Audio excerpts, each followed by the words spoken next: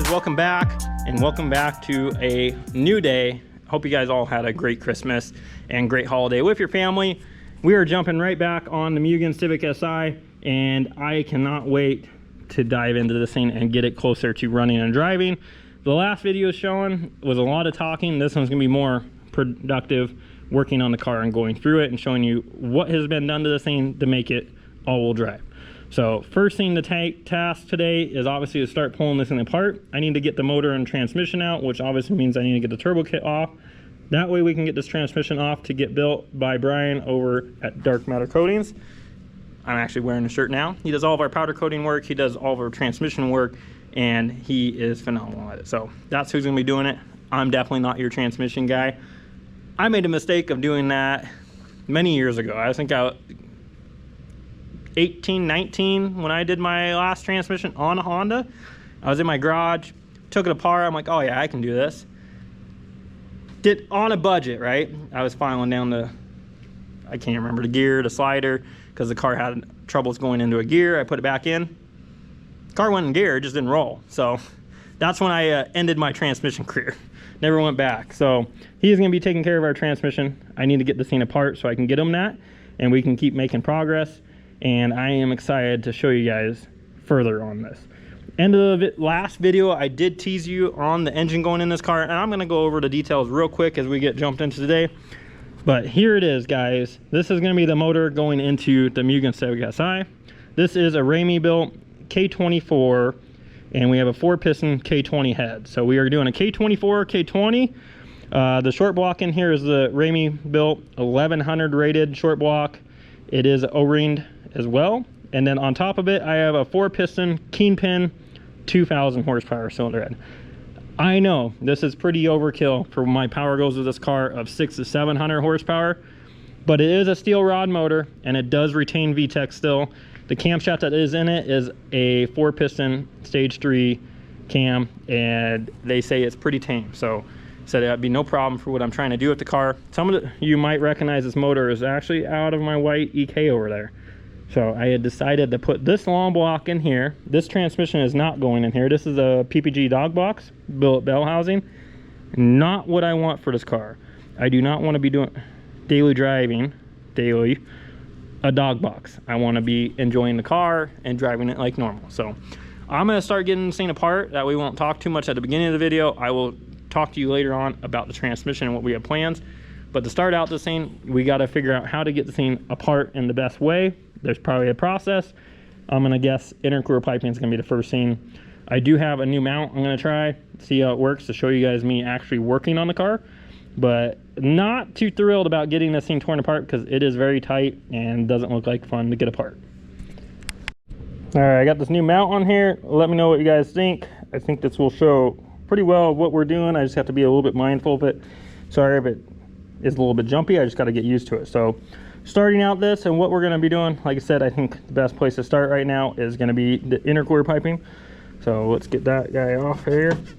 This is my first time pulling this thing apart, so some of this is going to be new to me, and this mount is definitely going to be a little bit hard for some of this. So let me try to get used to this.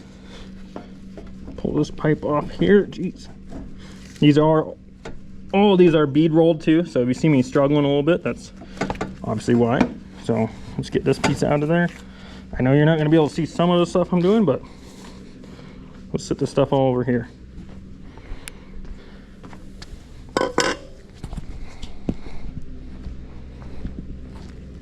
Try this piece now.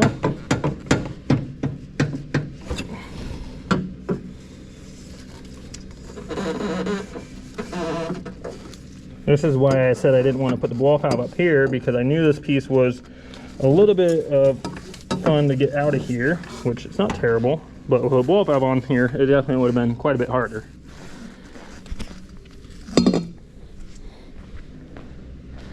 All right, that's the easy pipe.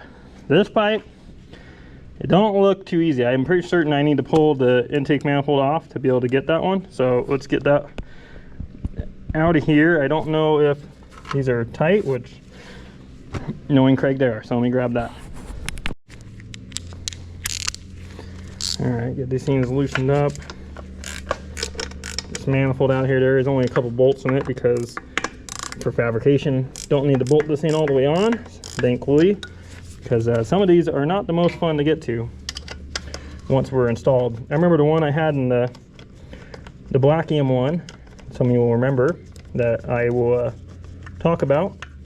It had a gato on it as well, but that car was a K20, and it being a K20, that means the deck height of the block is actually down 3/4 of an inch. And that's not so much a problem, but right here it is a problem because there's only so much room between your water pump and that intake runner. So we had to make a custom wrench that took Justin about an hour to make, and he was forever mad at me when I used it on something else later on and it broke. So I can see that. 2 bolts holding this thing on. Let's get this thing out of here. I think it still has a stud. It does have a stud still. This thing, how do I get this thing out of here? I just gotta get past that stud. Why the hell has it got a stud? It's kind of fun. I'm gonna be taking that stud right the fuck out after this, but there we go. Bam, I got it. Put that over in our parts pile. Sit that down nice and gentle. Those things are pretty penny. Okay. Now we got that off. Comes this intercooler pipe. I think taking this one off is going to be best. So let's take this guy off here. Yeah, there we go. Take this thing, put this over.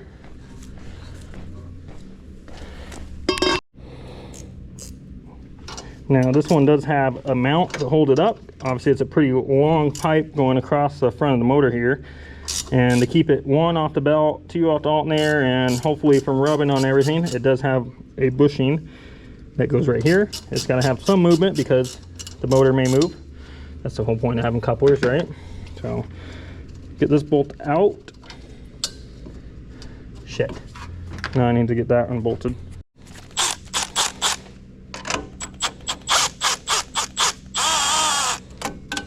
Alright. I'm curious how difficult this pipe is to get out of here. Come on. Got this radiator hose in my way. It doesn't look bad, but the problem is the intake manifold has to be out of here. And then, fuck.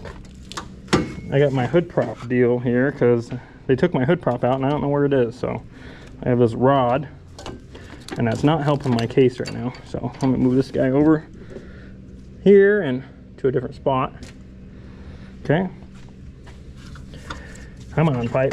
It doesn't look like it's gonna be that bad, but I could be wrong. It seems pretty bad. Come on. I was not there when he put this pipe in, so I don't know what's all involved, which I very well could have just took the coupler off in the wrong spot, to be honest with you. Let's take this whole coupler off. Judging how one was tight and the other wasn't, probably the problem. Oh, that's gonna be fun. Let me know down in the comments, guys, if you like this type of recording or these types of videos, the ones that kind of overlap talking and working. Oh, come on. God damn. Nothing like branding couplers and branding pipe, right? Oh, I about knocked my hood prop over and that's not gonna feel good. All right. Hopefully you guys can see what I'm doing there. Take this pipe out now, come on. Surely, we've got movement. It looks like there's some scuffs on it, so I can't imagine this thing was the easiest to get in here. How the hell did you get this in here, Craig? Fuck. I just need to get up by the turbo and it might be good, like that. Ooh, yeah, that's progress right there. That's height. Yeah, that's exactly what I need to do. Okay, look how long this fucking pipe is, guys.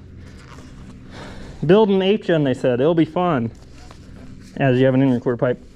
That one. All right. Next step. Let's see, what do we got? I got all that shit out of the way. I am gonna have to pull the front mount off because there is cuts on the front of the car that we need to clean up, obviously treat so they don't rust. So I will be pulling the intercooler off, just not right at this moment. I think turbocharger be the next route. We're gonna have to pull the turbo. If I recall, I believe the cold side of this has to come out, and then we can get to everything. Now, I don't think that's gonna be very easy for me to record for you guys, so I might just knock that out real quick and try to get this thing out, because that don't look like fun. I guess I can pull this off. Let's see how much room it gives us.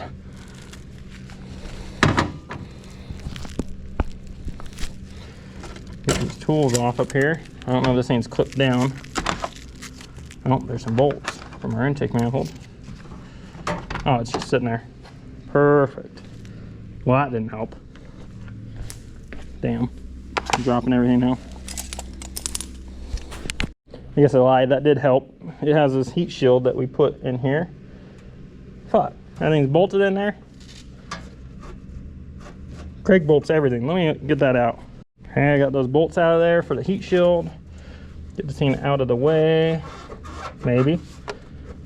What the hell? There's more bolts? Where the heck are the bolts? Well, that doesn't work. Oh. Let me try to figure out how to get this thing off here. I found the bolt. I hope. Now I took my shelf away here.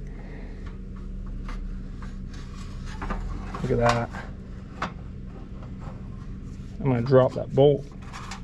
Come here. Ah, I got room now. A little bit. Just out of the way.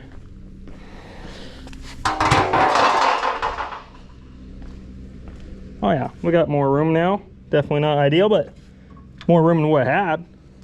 Now I'm gonna get the cold side of this turbo out of here, and then we'll work on the kit. Apparently GoPros don't like to be running constantly here. I'm seeing that the battery is going down pretty quick, so I'm gonna put the GoPro on the charger. Making progress. Definitely a bit of a sequence on how to get things out, and at least I got my helper now. Just in time. Just in time for the motor drop. So now I got everything apart. I'm gonna pull the downpipe and dump tube out of here, and I might just leave the manifold on there until we get it out, to be honest with you, because there's no reason. Other than that, we already got the axles out. Well, I should say the axles are ready to come out, and then this thing's ready to drop down. All right, we got this thing apart further. Subframe is down. As I mentioned, I would show you guys further in here and what I was talking about for the T-case modification. I did show this prior, but once again showing you that this got cut and notched out for the T-case. And we got these mounts built for the steering rack. We are gonna add another leg or two off of these to come down here to make it even more stout, because there's worry that this would flex. I don't think that would be the case, but just to be safe, we're gonna run another couple legs off of that thing just to make sure that it is 100% strong. This is it. Now it's down to just getting the engine out of here. I did leave the steering rack in there because it's above the T-case. So that is gonna be fun a little bit getting this thing out, but it'll be all right. What do you think of an 8th gen? Pretty easy to work on. I think easy pulling apart. Yeah. I don't know about going back together, but it's pretty close right now. We just need to roll this out of the way, put the rollers back underneath it, and motor's ready to drop out. So then we can get this trans off, so we can get this trans off to Brian to get built. And getting the mock-up engine and trans out of here served their purpose. Now you can have it. We got a lot of work to do in here. I plan on cleaning this bay up. I'm probably gonna regret doing this, but I'm gonna clean the bay up a lot and repaint the bay. So now that's out, we can get the trans off, and that's pretty much where we wanted to be today, was that. And then with the holiday, those of you that don't know, this is right before Christmas, so probably gonna have a decent amount of time to clean this bay up, because nowhere's gonna be open for me to get paint. So probably should have thought that one through a little bit better than I did. All right, engine is out of the car. This is now Justin's. You guys will see why later. No, he did not yard sale his motor. That is a spare. It's still living. It's still living. Now, that's another one for another project. It's pretty cool. It's actually for his dad. You guys, like I said, we'll see it later. Here we are. This is what we are going to be doing to the trans. I'm going to end the video out with this, and then you'll see this again in another video later on. I told you guys we had a CRV trans. This is a JDM one. That's a 6-speed.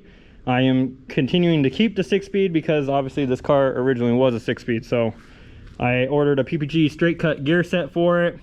Being at the power, at the weight ratio, and the torque that 6466 is going to make, the inevitable is that we are going to yard sale our drivetrain if we leave it stock. So seeing how much fun it was to pull this thing apart, I am very happy I made this decision to go ahead and do this. And thank you, Brian, for pushing me to do this as well, because it needs it. And then it's a little bit of a relief. You know, you can drive the car and enjoy it. It's not unbreakable, but at least it has a better chance to survive. Peace of mind. Peace of mind. We do have a better gear ratio now. I forgot, you want to grab that other box up there? There's an orange one up there on the third shelf. Yep. So straight cut, PPG, gear set 1 through 4.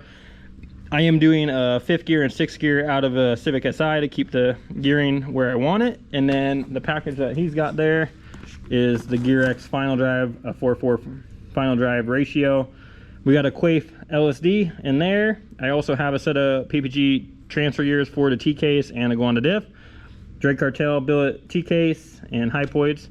But hopefully this will be enough to keep this drivetrain together. I hope,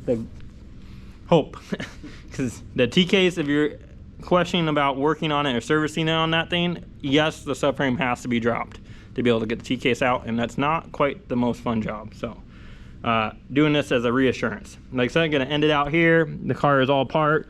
This is all gonna be going off to Brian. I don't know if I'll be recording much of that, but we'll see how that goes. Car's in the air now, I'm gonna put it down, and then the next video is gonna be pulling this engine bay apart and me making the decision if I wanna go down to next week of painting this bay.